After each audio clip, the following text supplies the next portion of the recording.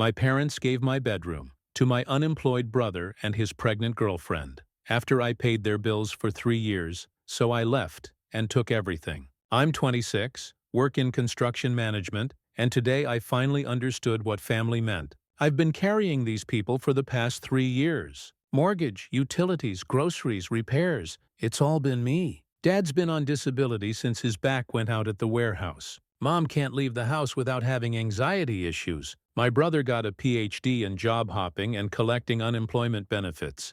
Growing up, I was always the reliable, responsible one. While my brother was out getting high behind the Dairy Queen, I was working summers doing roofing with Dad's crew. I learned early that work meant money, and money meant freedom. I went to community college for construction management while living at home, saving every penny. I had a typical plan: graduate, get a good job, move out, and start my life. Then life happened. Dad's injury came right when I was about to sign a lease on my own place. I had the deposit saved, the first month's rent ready, and my boxes packed. One phone call changed everything. Dad was crying on the phone, actually in tears, saying they were going to lose the house. Mom was having panic attacks so bad she couldn't function. My brother was nowhere to be found, probably passed out on some friend's couch. So I unpacked those boxes, used my apartment money for their mortgage, and told myself it was temporary. Just until Dad got back on his feet, until Mom stabilized, until my brother grew the hell up.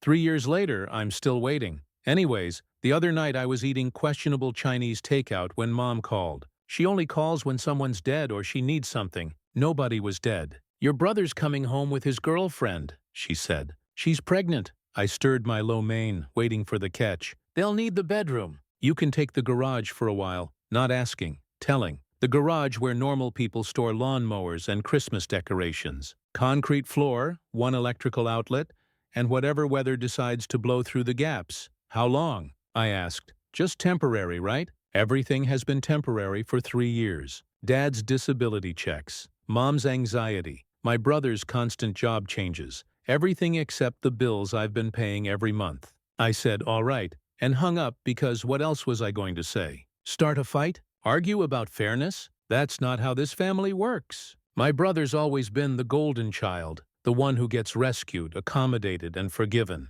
I learned years ago that pushing back just gets you labeled as the difficult one, the selfish one, the one who doesn't understand family loyalty. So I said, okay, but started doing the math. 4 adults about to live off what I provide, while I get relocated to a concrete box with a space heater. The thing is, after what happened with Dad, I took over everything. The whole house runs on my paycheck while they live rent-free. What made it worse is that I was good at it. Too good. I made it look easy. Mortgage payments always on time. Fridge always stocked. Utilities never getting shut off. They forgot what struggle felt like because I absorbed all of it. I became their human shock absorber for every financial hit. Now I'm about to lose my bedroom because my brother couldn't figure out birth control. At 26 years old, making decent money, I'm about to sleep in a garage because family planning apparently means planning to be someone else's problem. That night, I sat in my room, soon to be their room, and really looked around. Furniture I bought, the computer setup I need for work,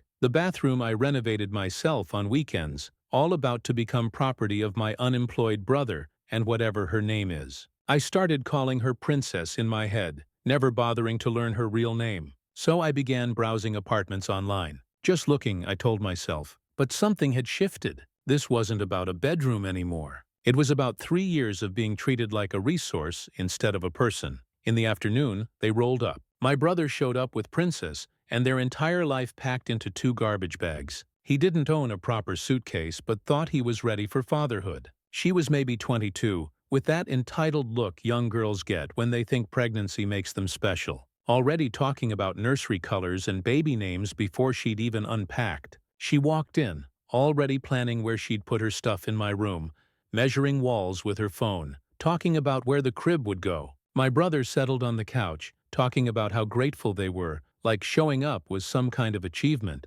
"This is perfect," Princess said, standing in my bedroom doorway. "The natural light is amazing for the baby." My natural light in my bedroom for their baby. I didn't talk to them. I just grabbed my essentials and moved to the garage. I left everything behind. There was nothing else in the room except my gaming setup. Let them think they hit the jackpot. They'd learn soon enough what things cost when you can't maintain them. The garage was exactly what you'd expect. A concrete floor, no insulation, and one outlet that probably violates building codes. An ancient couch was probably hosting its own ecosystem. The window didn't close, so whatever weather felt like visiting became my weather too. I set up my sleeping bag on that diseased couch, plugged in the space heater that sounded like it was dying, and sat there in the dark, listening to them upstairs moving my stuff around, getting comfortable in my space, and watching my TV on my Netflix account. I could hear his girlfriend squealing about the walk-in closet. The walk-in closet I built last year, expanding what used to be a regular closet.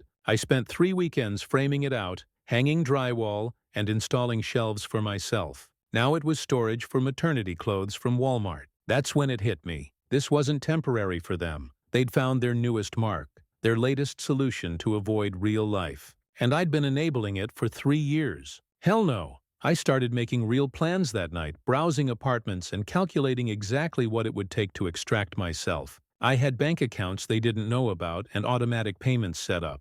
I could stop utilities in my name that could disappear. Week 1 was subtle. They were still riding high on their new setup and didn't notice the changes. I stopped being helpful. When you've been everyone's go-to problem solver for 3 years, that's actually radical. Monday morning, Princess approaches me as I'm heading to work. The coffee maker isn't working right. I look at her, look at the coffee maker, look back at her, say nothing, and walk out. All I was thinking about was who told her I was the one who fixed things in this house to directly approach me like that. I used to be. I'd spend 10 minutes diagnosing the problem, cleaning the mineral deposits, and explaining how to maintain it. But not anymore. She can figure out why the water tastes weird, or drink instant coffee. Not my problem. On Tuesday, my mom mentions the kitchen faucet is dripping. I'm reading the news on my phone at the table. She mentions it again louder, thinking I didn't hear. I heard. I just don't care anymore. That faucet's been dripping for 2 weeks. It used to drive me crazy, so I'd fix it immediately. New washers, tighten the packing nut,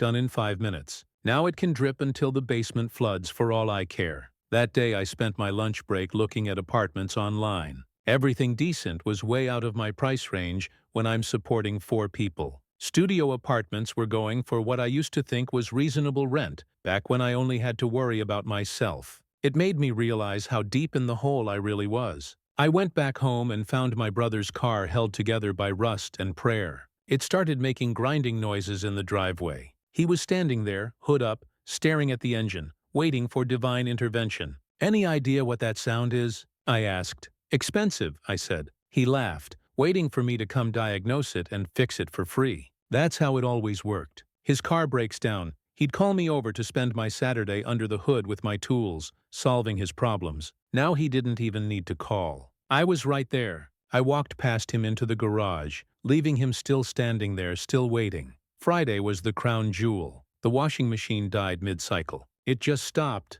Water was sitting there, clothes floating. Princess tried again, and found me in the garage doing push-ups because what else is there to do in a concrete box? "The washer's broken." "Yep, it's full of water and clothes." "Can you?" "Nope." She was staring at me, waiting for the old script where I'd jump up, grab tools, and spend my Friday night fixing their problems. Probably a bad pump or clogged drain line. "That guy's dead. I killed him myself." "What are we supposed to do?" she asked. I knew my mom told her to ask me. Adult things. "Figure it out," I said. They ended up calling a repair guy who charged them $200 to install the same part I would have done for cost. Princess complained about the expense while wearing my old bedroom slippers, sitting in my chair in my room. Week 2, the house started showing real neglect. Amazing how fast things fall apart when you stop maintaining them. The dripping faucet became a stream. The toilet ran constantly. That water bill was going to be fun. The space heater in the garage died completely, leaving me with just my sleeping bag and whatever warmth anger provides. My brother noticed the shift. He tried bonding over coffee one night. His treat, he says, like a latte makes up for stealing my bedroom. We sat on the back porch, him attempting to make conversation about work, sports, anything normal. "What's your deal lately?" he asked. "No deal. You seem different." "I'm exactly the same. Just not your maintenance guy." "Come on, man. We're family." "Family? That's what people say when they want something for free," I said bluntly, knowing he wouldn't get offended. He's not self-aware, or he just goes quiet, processing it. I know you've been helping us out. Helping out? I laughed. That's what you call it? Helping out like I occasionally chip in 20 bucks for pizza? You know what I mean? I know exactly what you mean. You mean I've been paying for your entire existence while you contribute nothing, and somehow that's just called helping out. We drank in silence until he gave up and went back inside. Back to my room. Back to his pregnant girlfriend and his rent-free life. Week 3, things got interesting. The water heater started making horror movie sounds. Mom cornered me in the kitchen one Saturday morning. The hot water's not working. I poured myself some coffee and said nothing. Did you hear me? She asked. Yep. Are you going to look at it? Nope. Why not? Because I'm not the super. I'm a tenant. A garage tenant. She looked hurt, talking about how we're all struggling here. You're struggling. I'm just living in a garage. The water heater probably has sediment buildup. It needs flushing or maybe a new heating element. It's a $100 job if you know what you're doing, but I'm done knowing what I'm doing for other people's problems. Dad tried the masculine approach that night. He caught me coming back from the gym. Yeah, I joined a gym. I needed somewhere to shower with actual hot water. We need to talk, son. Okay, you're changing. I know it's a bit stressful, but your brother needs help. We're family. I've been helping for 3 years. Mortgage, utilities, groceries, repairs, everything. This is different, he said. You're right. This is me stopping. You can't just stop. Watch me. I walked away. He wanted to argue, but what was he going to say? That I'm obligated to fund their lives while I'm sleeping in a garage? That it's normal for one person to carry 4 adults indefinitely? He knew he had nothing. The house felt different. Tension was everywhere except in the garage. My concrete palace was peaceful. Cold as hell, but peaceful. At least no one asked me for anything out here. No one expected miracles. No one took my silence as agreement to fix their latest crisis. Upstairs, they were realizing what they lost. Things were breaking without their free maintenance guy. Bills were coming due without their automatic payment system.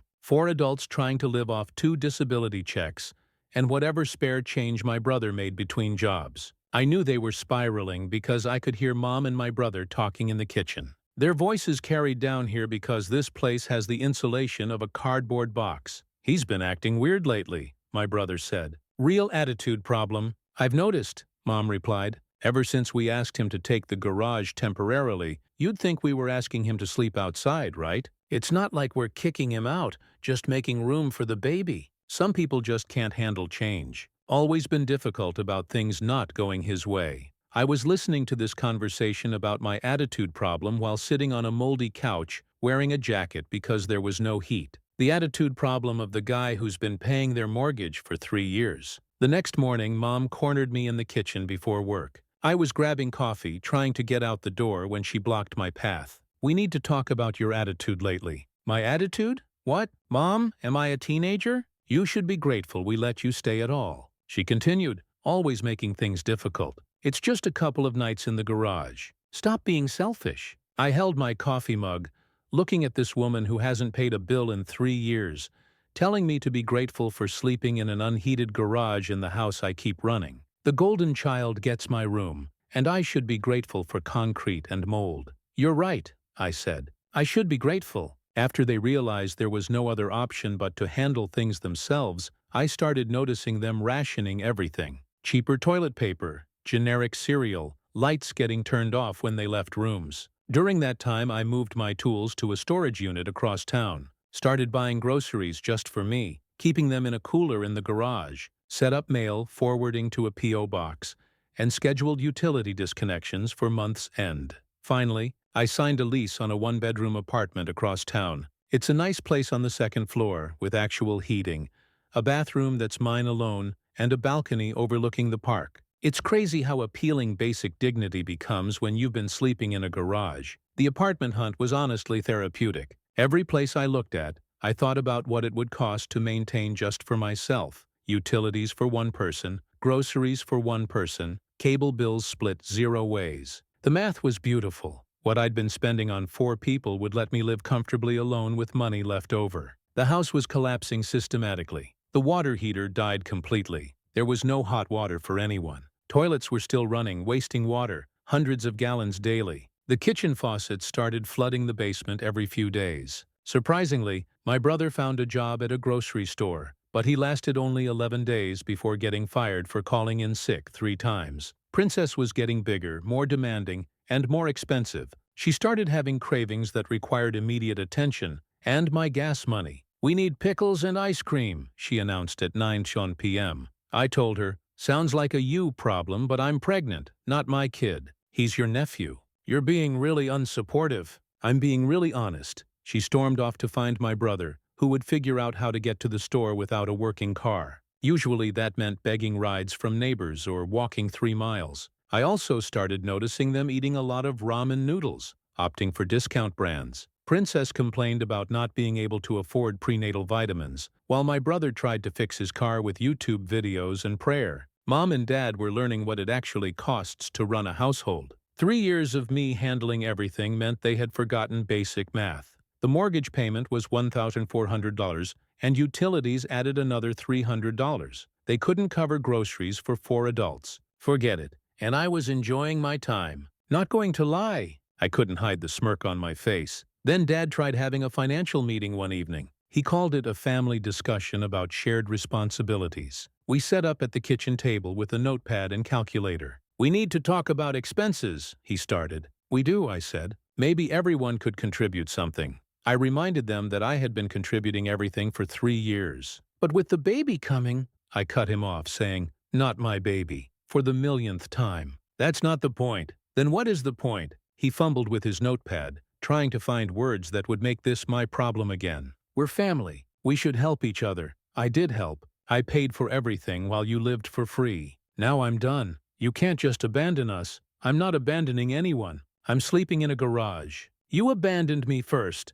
Princess perked up from the couch. "We never asked you to pay for everything." I turned to look at her. "Really, look at her. You never asked because you never had to. It just happened. And once it started, you made sure it kept happening." "That's not fair," she said. "Fair?" I replied. "You're sitting in my chair in my room, wearing my bathrobe, complaining about expenses in a house I pay for. Let's talk about fair." Mom started crying, though I didn't know why exactly. Princess huffed upstairs. My brother just sat there, probably doing the math on how many packs of cigarettes he could buy if he skipped out on the bills. That's when Dad pulled out a piece of paper. "I've been running numbers. If we all contribute equally—" "Dad, stop," I said. "Just hear me out. If we split everything 4 ways," he continued, "it would only be about $600 each." I was done with that. I cut him off again. "Dad, look around. Look at this house. Look at your unemployed son and his pregnant girlfriend. Look at your wife who can't work. Look at yourself on disability. Where exactly is $600 times 4 supposed to come from?"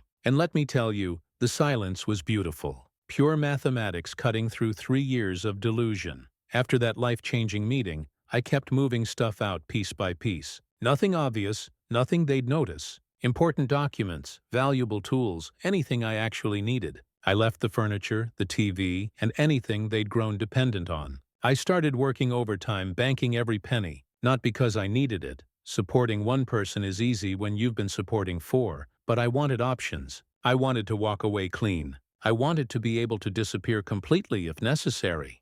The morning I planned to leave for good, I stopped by early to grab the last of my things. That's when I saw something that changed everything. A college kid, maybe 20, was standing in the driveway with my brother. They were walking toward the garage, my brother gesturing around like he was showing off premium real estate. I parked down the street and watched. My brother was giving this kid the full tour of my garage, pointing out the electrical outlet as a premium feature, showcasing the concrete floor, even demonstrating the broken space heater that had left me freezing for weeks. "Rustic living space," I heard him say. "Perfect for a student budget." The kid was nodding, taking pictures with his phone, looking interested. My brother had that salesman smile he uses when he's conning someone. The same smile he used to borrow $2,000 from me 3 years ago for emergency car repairs that became a down payment on a jet ski he sold 2 months later. The kid was asking about parking, about access to the house, about whether utilities were included. My brother was answering like he owned the place,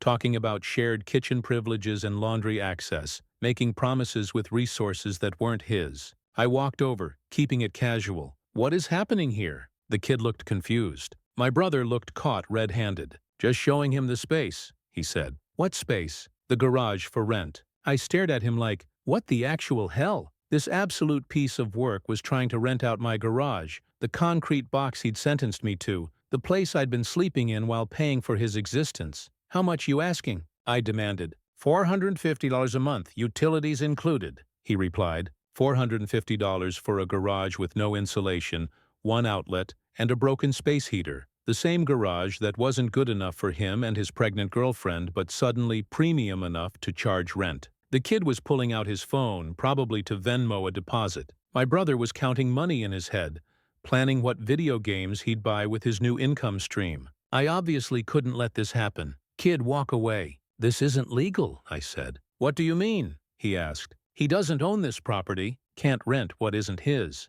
But he says a lot of things, none of them true. You want a garage to live in? Find one that's actually for rent. The kid looked between us, realized he'd stepped into family drama and left fast. Smart kid. My brother started sputtering about needing income for the baby and temporary arrangements. You kicked me out of my bedroom and put me in a garage. Now you're trying to rent that garage for profit, I said. It's not like that. Then what's it like? You're leaving anyway. How'd you know that? He shut up, realizing he'd said too much. Someone had been going through my stuff, noticing things missing. Instead of asking me about it like a normal person, he decided to capitalize on it. I tried to calm myself down before I smashed his face. You went through my things. Mom noticed some stuff was gone, so you decided to rent out my current living space. It's not your space, he scoffed. I pay the mortgage on this house every month. 3 years. That doesn't mean it's yours. The beautiful part was his logic. The garage wasn't good enough for him and his girlfriend,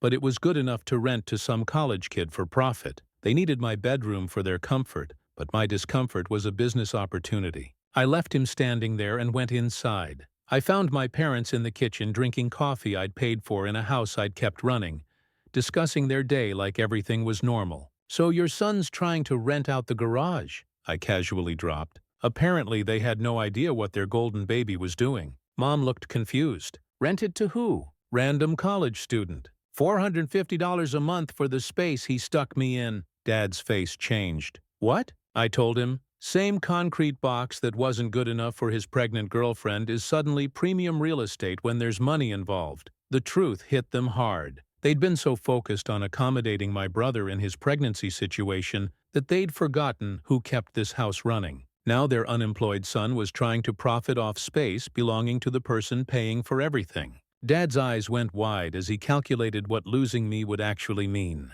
No mortgage payments, no utilities, no safety net. They had nothing saved, nowhere to go, no backup plan. Dad started, then stopped. No good way to finish that sentence. Entrepreneurial. I suggested creative problem-solving and innovative revenue generation. That idiot's trying to illegally rent out your property, he said, the words coming out strangled. If you call the cops or a lawyer, he didn't finish the sentence, but I could see him spiraling. 3 years of letting me carry them. And now his unemployed son was actively committing fraud that could land them all in legal trouble while simultaneously sabotaging the one person keeping them off the street. Where is he? Dad asked. Driveway. Probably posting the listing online already. Mom was shaking her head. He wouldn't. He would. He did. He is. Dad stood up, and for the first time in months, I saw actual anger on his face. Not at me, but at the situation, at my brother, at himself for letting it get this far. This is your house. You pay for it. He trailed off, looking for words that wouldn't make them sound completely parasitic, taking advantage. The phrase you're looking for is taking advantage, I said. Mom started crying again. But these weren't manipulation tears. These were realization tears. The kind that come when you see yourself clearly and don't like the view. We didn't mean for it to get like this. Nobody ever means for it to get like this, but here we are. We thought it was temporary. We thought we'd get back on our feet. When? It's been 3 years. When exactly were you planning to get back on your feet? They all shut up because there was no plan. There never had been a plan. They just found a solution that worked for them and decided it was permanent. Dad headed out. I walked back outside to find my brother still in the driveway, now on his phone. He was probably looking up tenant rights or something, trying to figure out how to make this work. Maybe he was calling other college kids, seeing if he could spark a bidding war for my concrete palace. I stepped off the property and said, "What?" He looked caught off guard. "Get off my property now. You can't just—" "I can. I do. I am." Mom and Dad had followed me out, and Princess appeared in the doorway, drawn by the commotion. The whole family had gathered for what felt like the final show. "This is insane," my brother said, looking to our parents for backup. "You're seriously kicking me out over this?" "I'm not kicking you out yet, but you're not renting my garage to anyone. It's not your garage. Everything here is mine. The house, the garage, the food in the fridge, the electricity you're using to charge that phone. All mine, paid for by me, your guest." Princess decided to chime in from the doorway. "We have rights. You have nothing. No lease, no rental agreement, no rights. You're here because I allow it. You can't evict a pregnant woman." Her voice cracked. "I'm not evicting anyone. I'm preventing your boyfriend from illegally subletting space he doesn't own." Dad finally spoke up. "She's right about the ownership. This is his house." My brother looked betrayed. "You're taking his side?" he shouted at our dad. "There's no sides. There's just facts. He pays for everything. We contribute nothing. Now you're trying to profit off his generosity. It's not like that." "Then explain it. Explain how renting out my sleeping space for profit while I pay for your life isn't exactly that." My brother started stammering about responsibility and contributing to household expenses and trying to help. All I saw was an opportunity for him to make money off my misery, and he took it. "Here's what really happened," I said. "You found out I'm leaving. Instead of asking why or trying to fix the situation, you decided to monetize my replacement, rent out the garage to someone else, pocket the money, keep living for free. That's not—" I cut him off. "That's exactly it. You were planning to collect rent from some college kid while still not contributing anything to actual expenses. The garage makes money, but the mortgage still gets paid by magic." Silence. Even Princess had nothing to say.